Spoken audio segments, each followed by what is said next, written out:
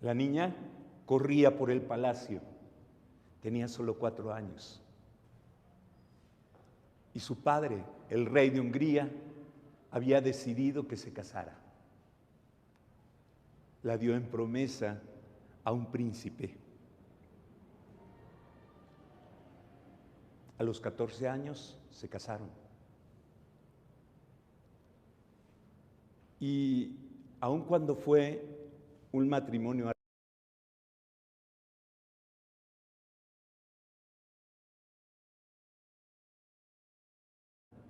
fueron muy felices, muy felices. Y aunque era un príncipe, es lo que podemos entender, su papá era rey. Estamos hablando, por supuesto, de Santa Isabel de Hungría. Isabel era hija del rey de Hungría y se casó con un príncipe. En esa época había reinos y principados, todavía hay principados, y los principados son países verdaderos. Es decir, aunque no tenía su esposo el título de rey, tenía corona y gobernaba sobre un país que no era un reino, sino un principado.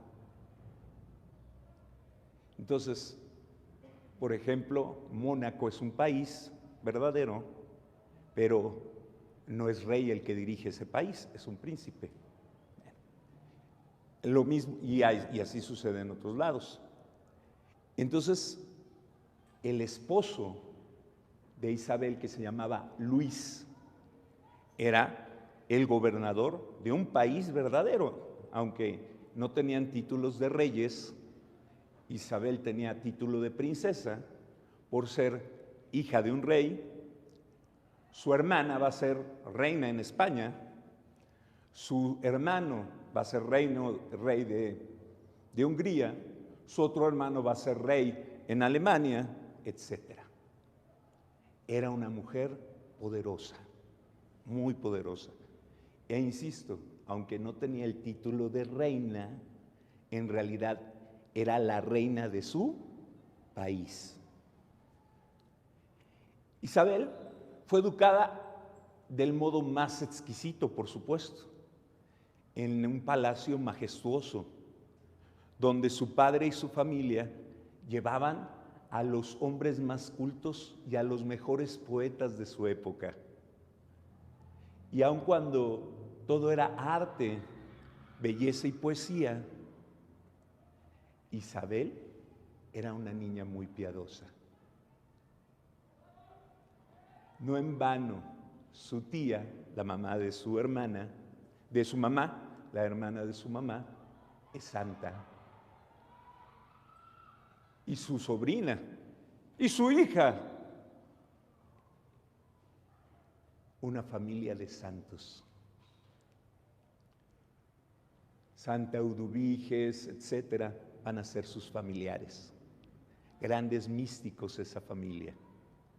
Su propia hija va a llegar también a los altares. Cuando ella tiene 14 años, se casa con Luis.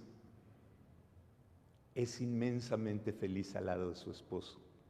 Su esposo, un joven gobernador, un joven rey, feliz y orgulloso, y que amaba profundamente a su esposa, y que era feliz viéndola cómo amaba a los pobres, cómo cuidaba de los pobres.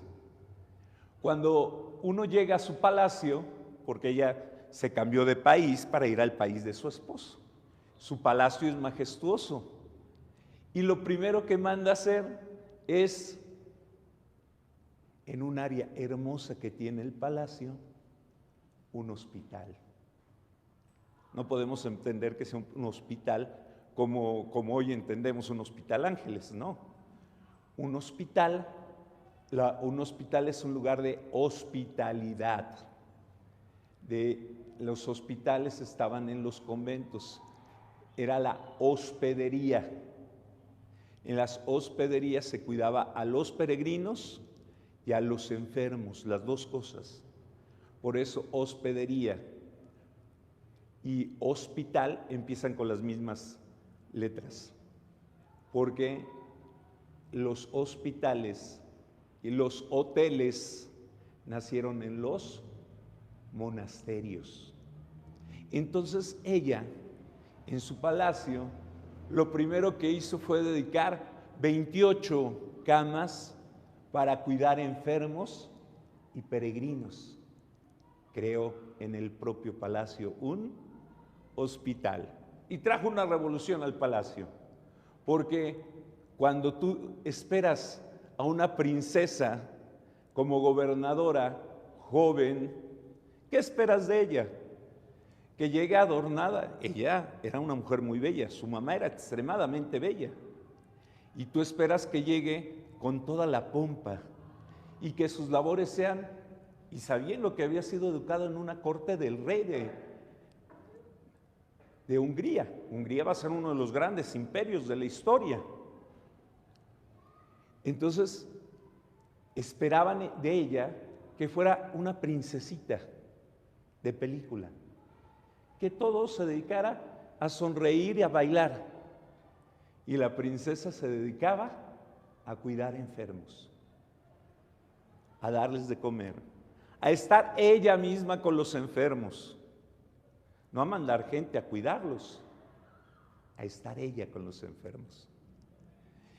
Y cada vez que el esposo le regalaba una joya, ella se la ponía, le sonreía al esposo, bailaban, cantaban e inmediatamente la vendía, para que en su hospital no faltara nada. Y la historia de amor de ellos duró muy poco. Antes de los 20 años ella ya era viuda.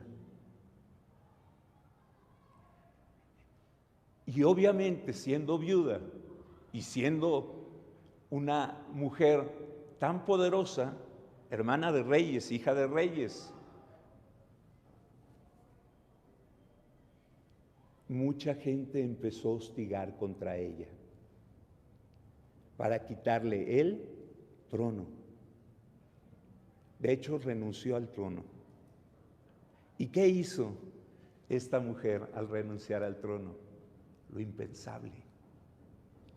Nosotros podemos recordar cuando Lady Di renunció y se divorció, ¿verdad? Se dedicó a dar la vuelta al mundo, a hacer obras buenas, etcétera, pero como gran princesa. Ella renunció al mundo y pidió vestir el hábito franciscano, ser terciaria franciscana. Y entonces se dedicó a hilar, a trabajar, haciendo telitas con sus propias manos y decoración. Y de eso vivía, porque, por supuesto, tenía una fortuna gigante, pero ella decidió vivir pobremente, de su propio trabajo. Ella aseguró el dinero suficiente para que sus hijos no pasaran ninguna penalidad, pero ella decidió vivir pobremente. Su esposo había muerto yendo a defender Tierra Santa. En el camino murió.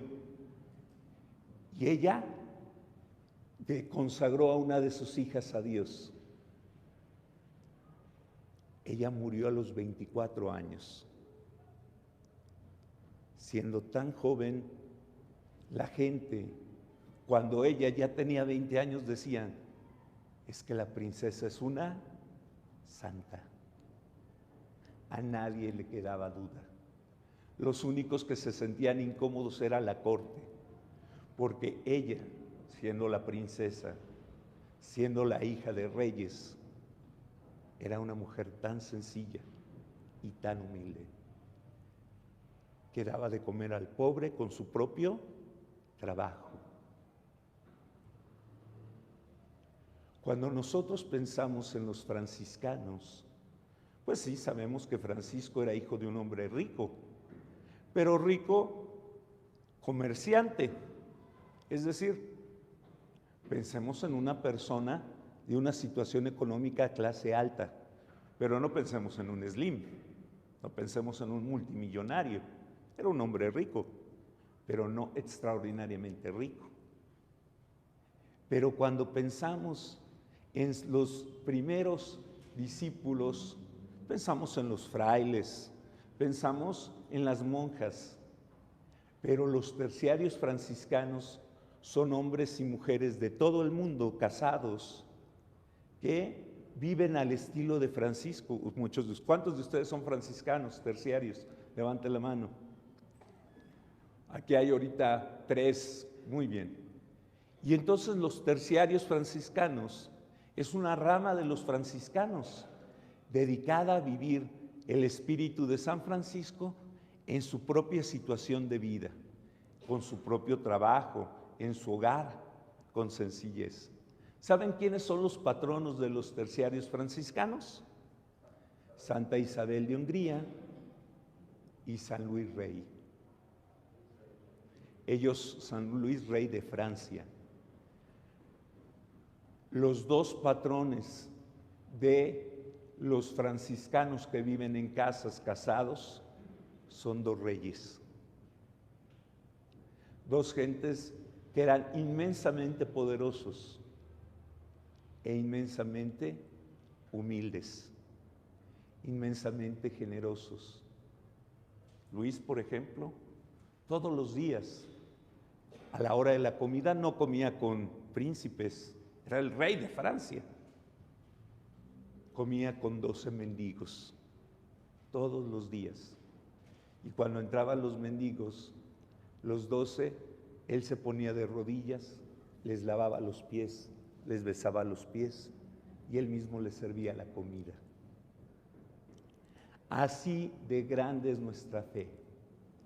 Así de grande es no seguir a Francisco, es seguir a Cristo, al estilo de Francisco. Y por eso es un gran regalo el día de hoy el ejemplo de Santa Isabel de Hungría, una niña de 24 años que alcanzó grados de santidad. Su hija, la que consagró al convento desde niña, también está en los altares. Una sobrina que también va a ser reina, también está en los altares, Santa Eudoviges. Entonces, ella tuvo primas santas, una tía santa, una hija santa, una nieta santa. Y es que una persona que se consagra a Dios en espíritu y verdad, en servir a los pobres, a los necesitados con generosidad, es un gran testimonio para nosotros.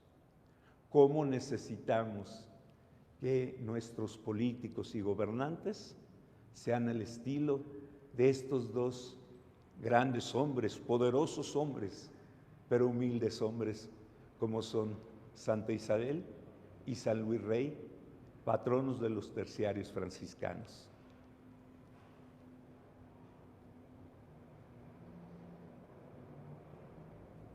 Y como son los patronos de los terciarios franciscanos, vamos a darles un aplauso a los terciarios franciscanos que están aquí presentes.